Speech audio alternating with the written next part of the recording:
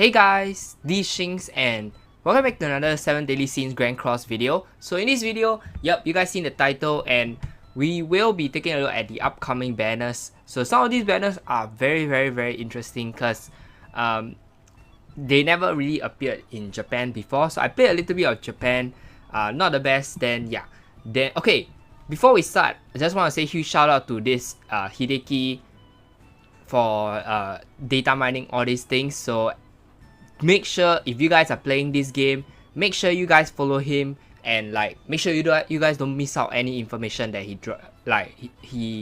does. He does a lot of different other games as well. So okay, without further ado, we'll be going through the banners and also how good are the units. So okay, starting off first, there will be this Endless Desire Red Merlin banner. So this Merlin is probably very decent, but to take note that she is not limited character. So in Japan, she can still be, you can still get her from the tickets. So if you guys don't know what is non-limited characters, basically once their event is over, right, you will be the unit will be inside the normal banner. So if you go take a look at your normal banner now, the unit will be added there and the ticket banners also. So save up your tickets if you already have a lot of the units there, and there's a chance for you to get her. So this essentially what non-limited means. So that's why you shouldn't really summon for this type of non-limited characters. I'm not too sure whether they will change the things or not, whether they wanna fix things up, because they do change up some things. Okay, so this Merlin very decent because most people use her for freeze. So all it takes is for her to use one card to be able to freeze the opponent. So if you guys know Blue King, the free SSR one, make sure you guys get him. To petrify an opponent, you need a silver card and above, so basically 2-star. But Merlin, you only need 1-star. So very good, because you can also freeze bosses. Same effect, they won't be able to move for 1 turn. So very good. And also, besides delaying their opponent, you will be able to deal additional damage to frozen enemies. So at 2-star it's 80%, and at 3-star, which is gold color, it's 200%. Very good to maybe do some damage tests, or you want to one-shot nuke their opponent, the boss. So next is recovery. Okay, deals damage and disables recovery skill. So very good if you wanna, if you are against someone who keeps healing a lot, you wanna destroy that guy but he keeps healing, that's why you can use this skill to help prevent him from healing. So I think pretty decent, but do take note that you will get cleansed off. So next is the Exterminate Ray. So Exterminate Ray is you just disables attack skill, so they won't be able to attack. I think they can still do support skills, all this. So basically, if you see the card has a sword, I don't think you can use it. Then combined attack, I believe it's with Arthur. So very good. If you guys already have the SSR Arthur, when Merlin comes out and somehow you get her, you can use Arthur with it. So okay, next banner is kind of together with Merlin, so it's the Coin Bun banner. So the reason why I say that they change things up is because this character is actually a coin unit. Then they don't usually have a banner for coin units, so which is why it was a little bit surprising, because in Japan they didn't really have this guy as a banner. But let's just quickly go through this guy. So Coin Bun, this guy very strong. Probably he used to be very good, and he's still very strong as a farmer character, etc. But in PvP, there was a time where in the beginning people were just using him because he's really good, and here's the reason why. So his skill Snatch is probably one of his more famous ones. Once you use it, 20% attack and defense down from all enemies for 2 turns. So very good skill. Then same thing for extort is 30% attack and defense down, then 50% for 3 turns. So very disgusting debuff for an opponent. Then yeah, wait and okay, not only that do you reduce the attack and defense down, you also buff your own stats by the same amount. So if that guy has very good attack and defense down, you will be able to buff yourself even more. Very strong ability. Then what also it does is, if you use this card, right, opponents will be forced to use cleanse curse. They don't want to take extra damage and they want to do more damage to you. So yep, then a lot of people use skill 1 then combo with skill 2, because skill 2 is an AoE attack that deals life steal depending on the damage you deal, so 30%. Then once they use skill 1, right, they buff himself, they debuff their opponent takes more damage, you deal more damage, then you use your AoE attack.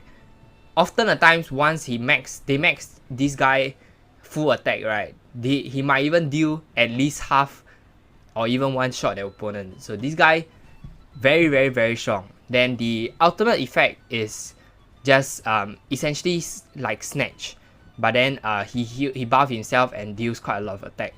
Yeah.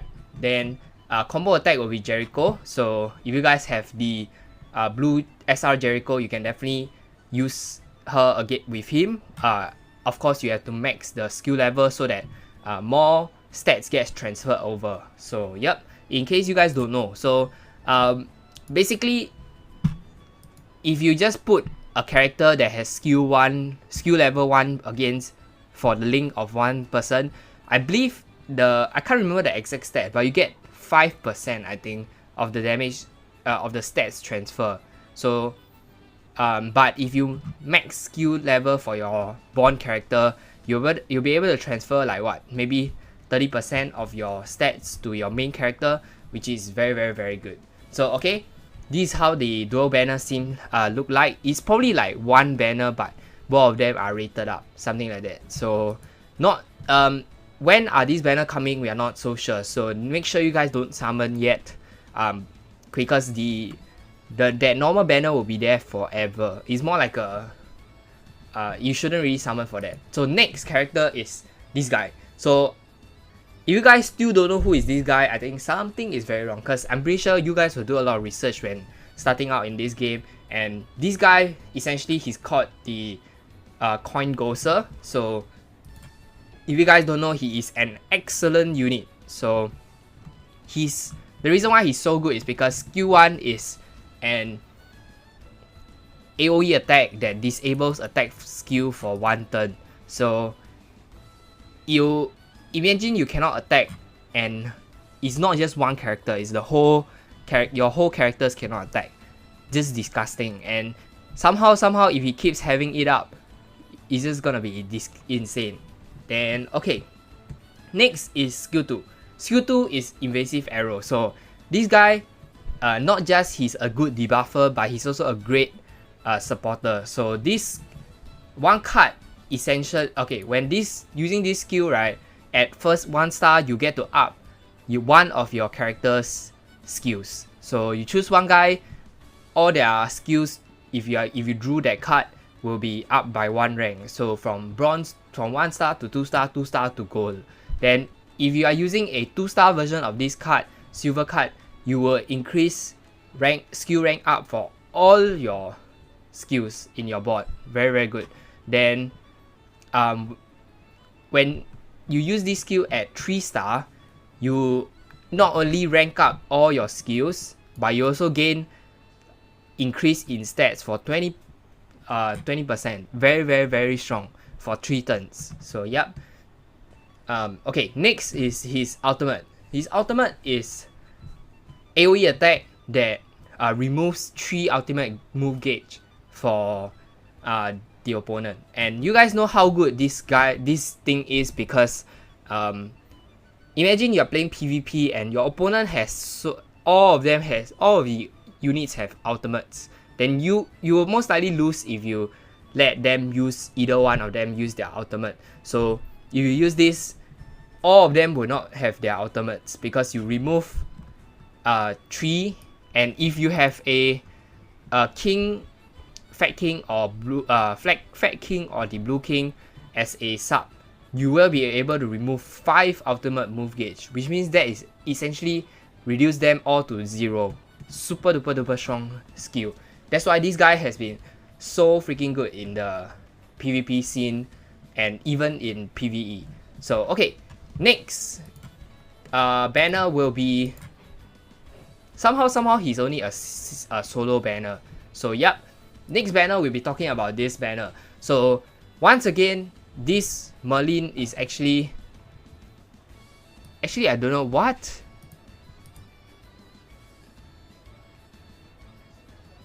What? Okay, they reword the thing very wrong. But yeah, this is the next banner that, as in like, this is one of the banners that will also be coming. So it's the coin Merlin and the fat Brim. So coin shop Merlin, as you guys know, is a coin unit. You can most likely get them in the store. As in like, if you go take a look at the JP store, I'll just bring it up to you guys. All these coin units are not limited, so you can take forever to get the SSR coin, and they will be in the store for you. So there's no need to rush to summon for this type of banners. Then Brim, I believe is a non-limited character also, but this guy is also very good. So let's take a look at the Merlin first. So Merlin, once again, very strong character. So skill card 1 is Spear Explosion. So the signature of this skill is it removes 1 ultimate move gauge for an opponent. So if you guys use the free SR bun, you guys know how good the removing 1 ultimate move gauge is very important, because essentially that guy cannot use his ultimate for that turn. He have to wait for the next turn, which if you spam this card again, they cannot use it again. So very good ability. Next is Perfect Cube. So this one, it creates a barrier based on your attack stat. So most likely, as you can see, the gear sets recommended for her is attack and defense. So because the more attack you have, the more that barrier you create. And the reason why this barrier is so good is because if you guys don't know, how the Ghosters, remember this Ghoster, right? Skill 1 inflicts all damage to opponent and disables attack skills. This barrier kind of counters this guy, because for the attack skill to work, you need to be able to damage them.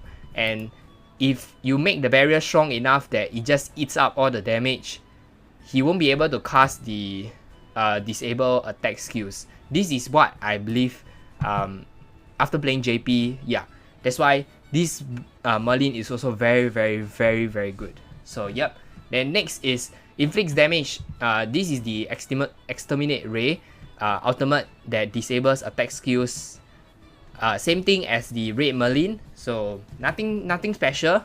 Then 1 enemy 2 turns of attack debuff, so they cannot use their attack. So you guys know how good it is already. So yeah, that's what mostly people. And the barrier is also useful for raids where you kind of want to have extra health, kind of, because this barrier acts like an extra HP to eat up more damage. So yep. Okay, next is the Brim. So Brim, very strong unit, and this guy has been dominating the PvP scene. Like, okay, ban is one thing, right? This guy when this guy came out, this guy essentially just took over the ban scene because of how good he is. So Fog Wave skill 1, same thing like the Merlin's card 1.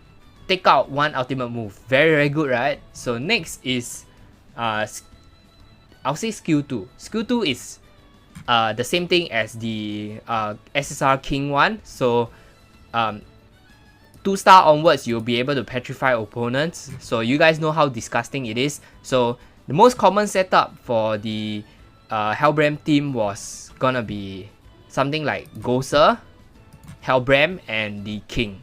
So having Goser, you use your skill 2 rank up, right?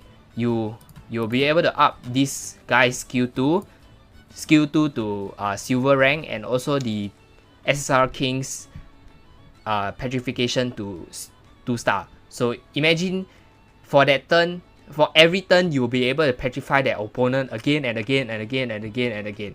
Very, very disgusting, because if that guy cannot attack, that guy cannot out. If that guy cannot out, yeah, he's pretty much useless. So yep.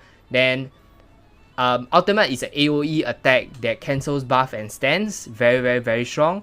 If you add it with the Gustav, you will be able to increase your out damage from 2800 to 3500. So very, very, very, very strong. Then the reason why he's also very good is because of his passive ability. Let me just... Where is his passive? Yeah, his passive ability is natural magic. So 5%, okay, 5% stats increase for each surviving ally member. So 5% stats for each surviving. So let's say you have, I believe, 2 or 3 units alive, you'll be able to add your stats by 10 to 15%. So okay, I didn't really go through the passive stats for the rest of the characters, so I'll just briefly go through them. So this Red Marine increase pierce rate by 10% for each ultimate move gauge, and increase another 50% if it's completely filled. So I can't remember what is pierce rate. Definitely let me know what you guys, if you guys know what is pierce rate, but I'll go take a look at it.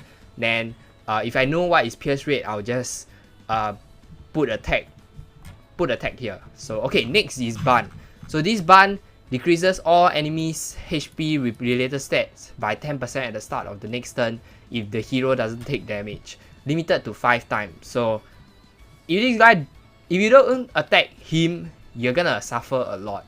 But in PvP some more. So yep, I think self-explanatory. Then it resets upon taking damage. So it's okay ability, to be honest. Then Goser one is very decent, I believe. So increases all allies damage by 10% at the start of the next turn if the hero doesn't take damage. So okay, imagine this situation. Goser, Hellbrim, King. Goser, Hellbrim and King petrifies 2 opponents. Then for that turn, the opponent have to release cleanse. So he'll use his skill to heal his team, because either he's taking too much damage, etc. So if he's healing that team, that means he won't damage you guys, and this hero will not take damage. So for the next turn, you'll be able to do 10% more damage. So this passive usually works in PvP more, but PvE more, but definitely PvP you'll see some use for it. So Merlin has a very decent passive. So pretty simple, fills ultimate move gauge of all allies by 1 orb at the start of the battle. It may not seem like much, but in PvP, every ultimate move gauge count. Yes. So self-explanatory, very, very, very strong. Next banner that will be coming out will be the Demon Meliodas and the Gallant of the Truth. So both of these characters are very, very good. Demon Meliodas is this red one is actually a coin shop unit, so there is no need to summon for him exactly. Then Gallant is also a non-limited character. So all these banners, the characters are either a coin shop unit or a non-limited character. So take note of that. You can get them from tickets. So make sure you guys start saving up your SSR tickets for a chance to get them after they get released. So okay, Diva Meliodas. The reason why he's so good is because this guy, how he operates is spam debuff on an opponent. The way the debuff works in this game is you can keep stacking a lot. So if you're fighting some big boss or something, you can stack 5 burns, and this is where this guy shines. So the first skill, pretty standard, just deals ignites, and that's the point of this skill. Then deals damage. Okay, no, this one is ignites is pretty much burn. then this is the good skill. After you spam ignites, the enemy has a lot of debuff already, then you go for wait. Okay, wait, no, just my bad. So this skill is you give him burn. This skill you give him a disable recovery stats. So I think he cannot heal or something like that. So both these normal attacks just spams a lot of debuff on the opponent. Then here comes the good one. So after you spam a lot of debuff by using skill 1, skill 2, skill 1, skill 2, skill 1, skill 2, you get your ultimate and this weak point. 3 times damage against debuff enemies. So if you use it, your 3 times damage will be 440 times 3. So I believe it's supposed to be the more debuff, the more damage you do on the opponent. Yeah, I don't know why it's something like this, but how it works is the more you debuff the opponent, the more damage it works. I think, correct me again if I'm wrong. Like, I haven't played the game in like so long. So this, yeah. The bad thing about this medalist is the passive is not that good if your team doesn't die. Yeah, standard. So okay, next, lastly, it's Galan. Galan is a very strong character because instead of he has 2 passives. Like the first one is, okay, the first passive is all commanders will have this extra passive, and you guys, if you watch the anime, you should know. So Galan game taunts and opponents, prevent debuff, and so this is his normal passive. So he taunts a random opponent, prevents debuff from being applied, and force them to attack Galan. So it's like a tanking ability. Can only activate once per battle and does not work in death match. So okay, this is the commandant. So his commandant is Truth. Petrifies allies and enemies that use rank up and rank down skills for 2 turns. So a bit like it's like a double-edged sword. You cannot run Ghoster with him, and your opponent cannot run Ghoster. Like if they use the skill up, if they use this skill, yeah, this one, they will they will be petrified.